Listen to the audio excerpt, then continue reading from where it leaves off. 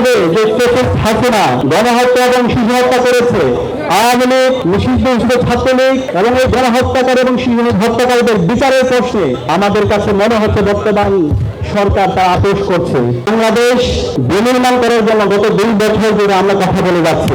বিপ্লব পরবর্তী আজকে নতুন নির্বাচন হয়েছে, নির্বাচন পরবর্তী আজকে সরকার গঠিত হয়েছে, কিন্তু আমরা আজকে দেখতে পাচ্ছি বিপ্লবের যে আকাঙ্ক্ষা, শহীদদের যে আকাঙ্ক্ষা, গণভোটের যে জনরায়, সেটাকে উপেক্ষা করা হচ্ছে।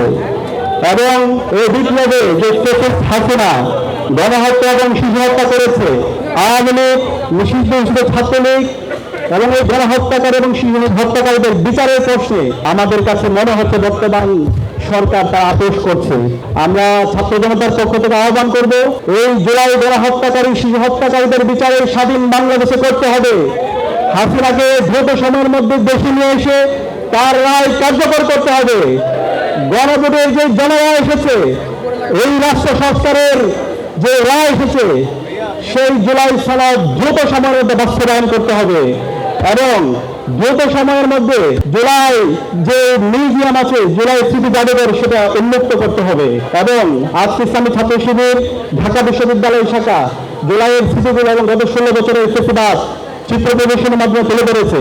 আমি ঢাকা বিশ্ববিদ্যালয় কেন্দ্রীয় ছাত্র সংসদের পক্ষ থেকে ইসলামী ছাত্র শিবিরকে ধন্যবাদ জানাচ্ছি এবং অন্যান্য ছাত্র সংগঠন, রাজনৈতিক দল, ফেসিবাদ বিরোধী সকল শক্তিকে আমরা আহ্বান করব, আপনারা জুলাইকে ধারণ করেন, জুলাইয়ের আশঙ্কার কথাগুলো বলেন এবং জুলাইকে দেশীয় এবং আন্তর্জাতিকভাবে আপনারা ফুটিয়ে তোলার জন্য চেষ্টা করেন।